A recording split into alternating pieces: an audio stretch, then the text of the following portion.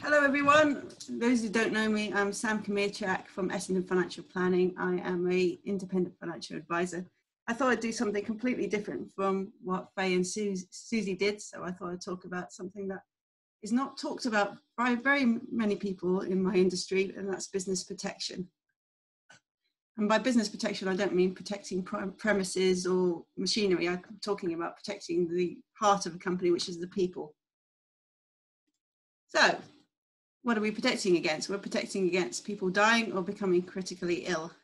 You can see from this table that women, luckily, the risks of death before they're age 65 is a lot less than men. But obviously, after the age of 35, the risk of death increases. But much more likely than dying, unfortunately, is getting critically ill. So this table shows you the risk of getting critically ill within the next 20 years.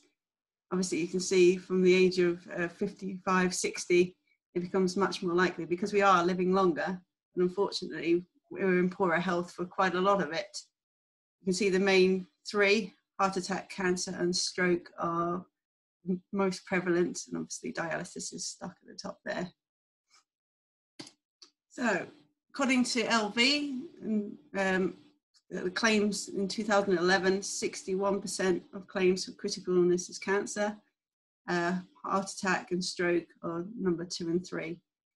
So you can see that obviously the rates of cancer have increased. So it used to be 1 in 3 that got cancer, now it's 1 in 2. I've been affected, well, my family has, by cancer. Obviously you can survive it. But while you're going through treatment, the last thing you want to think about is running a company. And I've also been affected. My dad had a stroke when my twins were 4 weeks old, so it happens. Luckily, it was a minor one and he's fine. But obviously, if it had been more severe, he wouldn't be able to run his company at all. So I've touched lightly upon what is business protection. It's basically provides cover from the loss of a key employee, one of the business owners, and that's through death, critical illness, or temporary disablement. So who can take it out? Basically everybody who's a company, really. So all these people can take it out, and they can also take it out for a business loan as well. So they can insure any of these people to repay a business loan. So we've got partnerships, shareholders, sole traders, and key employees. So the types of business protection that we protect against: key person, ownership, and loan protection. So we're going to do scenarios. So Wendy's going to get killed off 3 times. So this is Wendy. She is an engineer for a limited company. She is one of the best. She was recruited 5 years ago, top of her class at university, knows the job inside out, is amazing, and has driven the company forward since she joined 5 years ago. They're about to tender for a major project, which is fundamental to the company's success. And she is the critical key person to enable them to do so. Unfortunately, the day before they're about to present to this multinational company, Wendy dies. Obviously, the company now can't get this project. So what they could have done, if they thought about it, was get key person insurance on Wendy and insured her so that if she dies or becomes critically ill, in this case she's dead, the company will get a cash injection which enables them to recruit and train up a replacement for Wendy. And now part of the calculations we do for companies is how long will it take to recruit and train somebody to take over her role. And then obviously the money will keep them afloat, and hopefully they can get another equally good project in the future. So that's key person insurance. Number 2 is ownership protection. So we've got Wendy. I'm going to be introducing you to her wife, Caroline, and her children, Tim and Colin.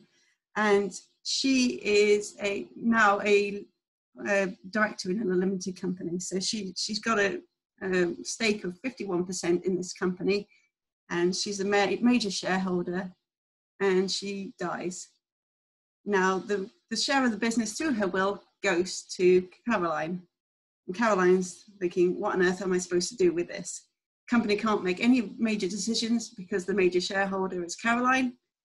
And she says to them, well, I don't want to be a major shareholder in this company. It's no use to me. I'm a school teacher. I don't know what to do with an engineering company. What do I do? Can you buy out my share? And the company say, sorry, we'd love to. We'd really love to, because we can't really do anything without you going, but we can't afford to. We haven't got any money in the company to buy out your share. So they're at stalemate. The ownership protection provides money should Wendy die or become critically ill, to enable her family to have a cash injection. And this is often accompanied with a cross-option agreement, which you get via a solicitor, which enables either party, if the company wants to sell, or Caroline if the company wants to buy the shares and Caroline wants to sell them, if either a party wants to do that, then it's legally binding on both, because it could be a catch-22 where one wants to sell and the other one doesn't want to buy. So this legally imposes on both parties so that company is properly protected.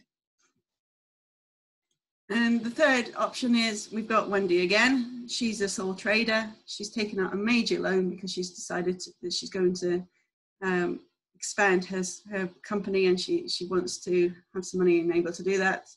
And she dies or becomes critically ill and she can't pay it off. So loan protection means it's a decreasing term insurance like you have on your mortgage, which pays out as the loan decreases, so does the amount that's paid out. So those are the three main types of protection that you can have within the company. And I've actually run on too quickly, so I've only taken 7 minutes, but any questions?